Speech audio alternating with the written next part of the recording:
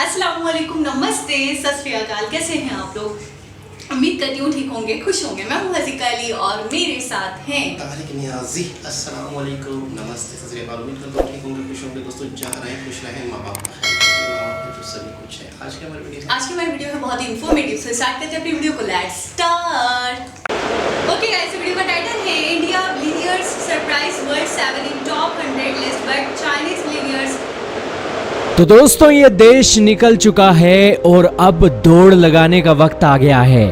भारत के व्यापारियों ने पूरी दुनिया के अंदर डंका सा बजाकर रख दिया है और दुनिया के 100 बिलियनियर की लिस्ट में भारत के 7 बिलियनियर शामिल हो गए हैं। सबसे बड़ी बात आज आपके लिए लेकर आए हैं कि टॉप 10 की लिस्ट के अंदर आज 2 भारतीय शामिल हो गए हैं और चीनियों का तो अता पता नहीं है दुनिया के टॉप 10 बिलियनियर की लिस्ट के अंदर।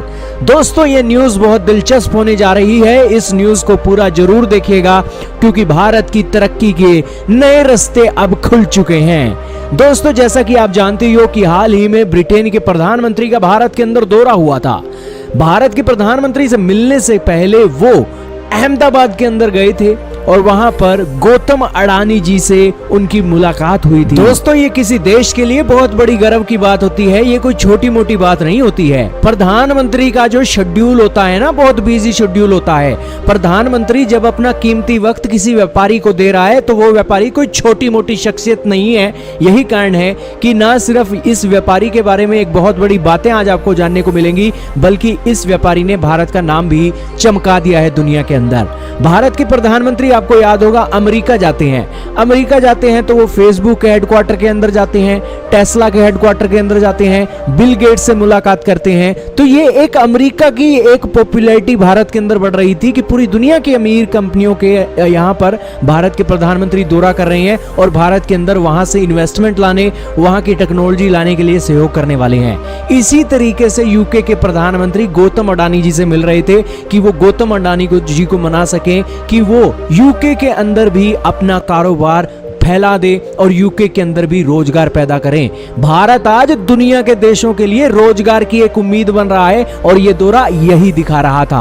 अब दोस्तों क्या होता है, गौतम अडानी जी के बारे में लिस्ट आती है तो दोस्तों सीना गर्व से चौड़ा हो जाना चाहिए हर भारतीय का कि गौतम अडानी जी दुनिया के 5वें नंबर के सबसे अमीर इंसान बन चुके हैं।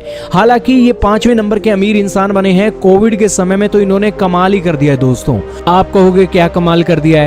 दोस्तों 2022 में ही इनकी जो संपत्ति है ना 48.3 अरब डॉलर की बढ़ गई है और एक दिन के अंदर इनकी जो संपत्ति है, इनके जो शेयर हैं, उनकी कीमत 6 अरब डॉलर बढ़ गई है। यही कारण है कि इन्होंने भारत के सबसे अमीर इंसान रह चुके अंबानी, जी हां दोस्तों, मुकेश अंबानी जी को भी पीछे छोड़ दिया और तो और दुनिया के सबसे बड़े स्टॉक किंग के नाम से जाने वाले वॉरेन बफेट जी को भी पीछे छोड़ दिया और दुनिया के 5वें नंबर के सबसे अमीर इंसान बन गए। अब दोस्तों आपके मन में सवाल होगा कि गौतम अडानी जी का ऐसा कामकाज क्या है कि इतनी संपत्ति बढ़ गई, हमें तो पता ही नहीं है कि ये करते क्या हैं। कोई बात नहीं, हम आपको बताते हैं, आप फिक्र मत कीजिए।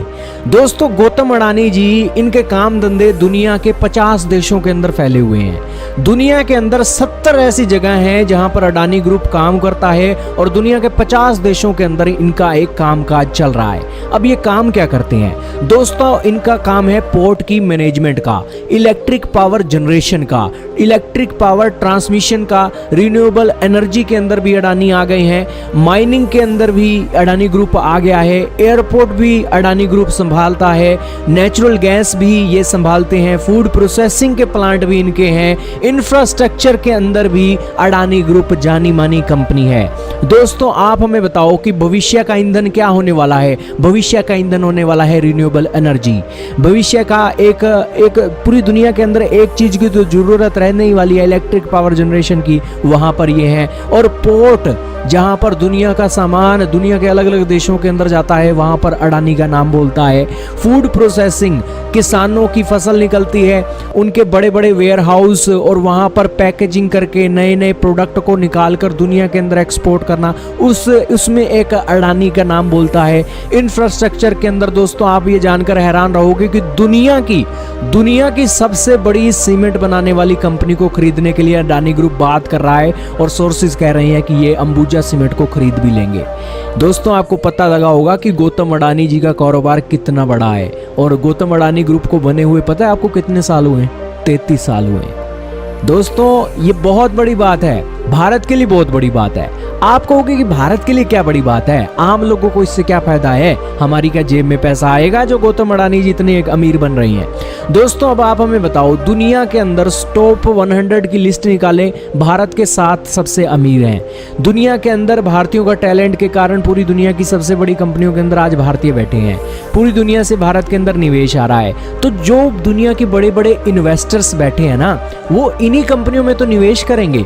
अगर इन कंपनियों के अंदर निवेश आएगा तो ये कंपनियां और ज्यादा बढ़ेंगी तो ये भारत के अंदर उनके प्लांट लगाएंगी। भारत के अंदर प्लांट लगेंगे तो आम लोगों को रोजगार मिलेगा, और आम लोगों को रोजगार मिलेगा। कोई ऐसे भारत के अंदर महारथी होते हैं जो गौतम अडानी के आइडिया को कॉपी करके इसी तरीके की बड़ी कंपनियां बनाएंगे। जरूर गौतम अडानी वो नहीं बन सकते, लेकिन गौतम अडानी को compete करने के लिए कुछ तो वो अच्छा करेंगे। देश के लिए तो अच्छी ही बात है, क्योंकि ऐसे व्यापारियों को देखकर तो और व्यापारी प्रेरणा लेते हैं और देश के लिए एक अच्छे रोल मॉडल बनते हैं। पाकिस्तान के लिए रोल मॉडल कौन है आज? ओसामा बिन लादेन उनका रोल मॉडल है। ऐसे ही अलग अलग लोग हैं जो जिहादी मानसिकता के हैं। यही कारण है कि पूरी पाकिस्तान की कौम आज अलग ही कौम बन चुकी है दुनिया की, और उनका दिमाग सही वहां पर काम नहीं करता है जहां पर काम करना चाहिए। यही तो कारण है, उनके रोल मॉडल सही नहीं है। ये भारत के रोल मॉडल सही है। यही कारण है कि पूरा भारत आज स्टेबल है, सिक्योरिटी के मामले में आगे बढ़ रहे हैं। और ये भारत के लिए अच्छी बात है कि देश के अंदर दुनिया के सबसे अमीर इंसान बैठे हैं, और भारत को चिंता करने की बात नहीं है। कोविड के समय में ये इन अमीर इंसानों ने भारतीयों की मदद की थी, और एक बड़ा हाथ तो होता ही है। भारतीयों को फिक्र करने की जरूरत नहीं है।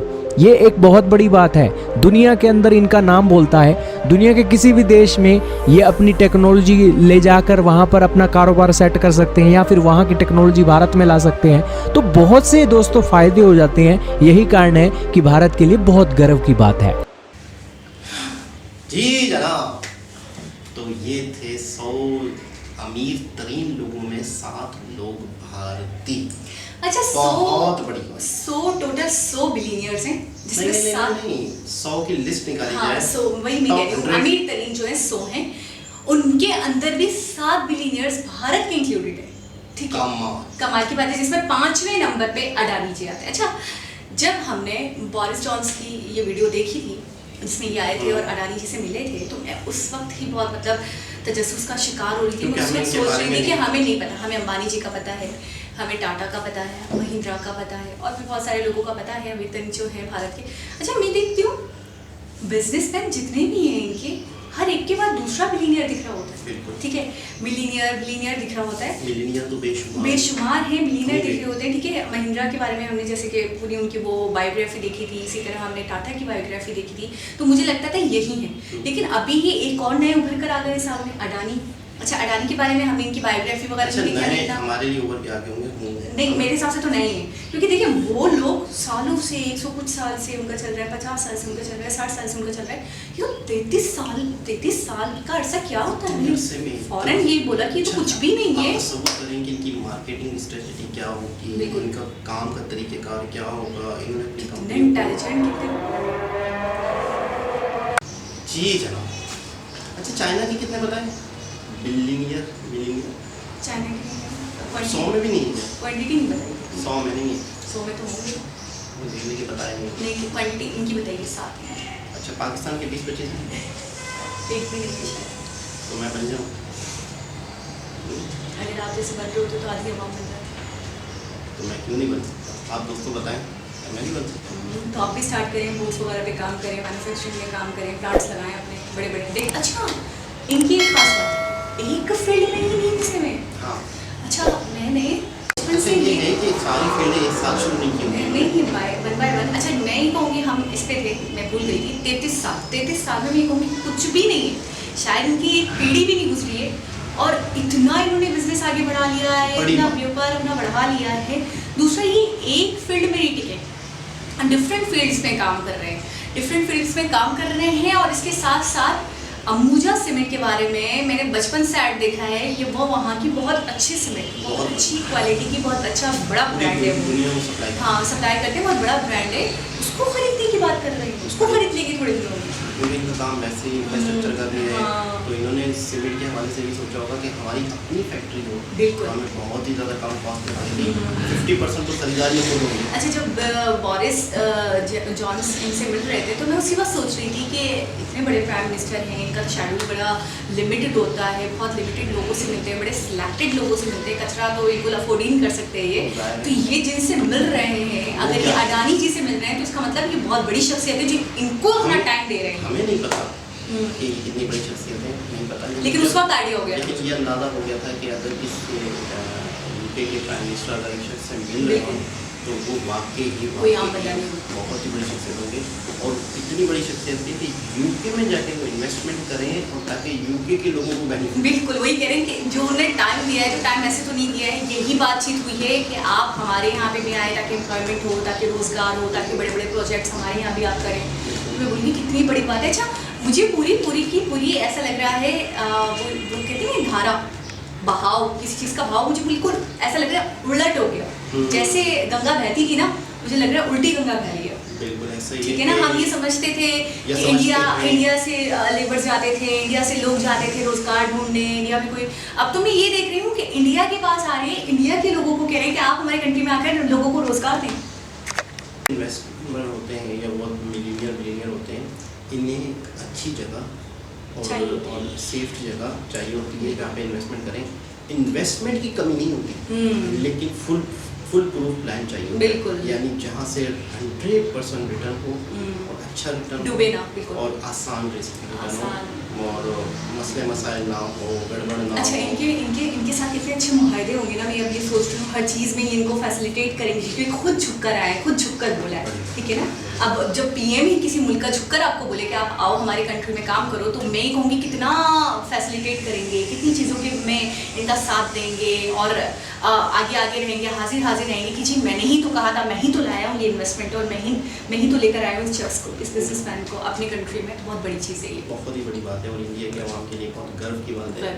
और साथ अगर इतने अमीर तरीन लोग 100 लोगों में, तो मैं कहता हूँ इंडिया खुद कितना अमीर देश हो और इन फ्यूचर क्या होने वाला है। खैर दोस्तों, बहुत ही ज़बरदस्त लेटेस्ट वीडियो थी, दोबारा किसी वीडियो से आपसे मुलाकात होगी, जब तक के लिए अल्लाह हाफ़िज़।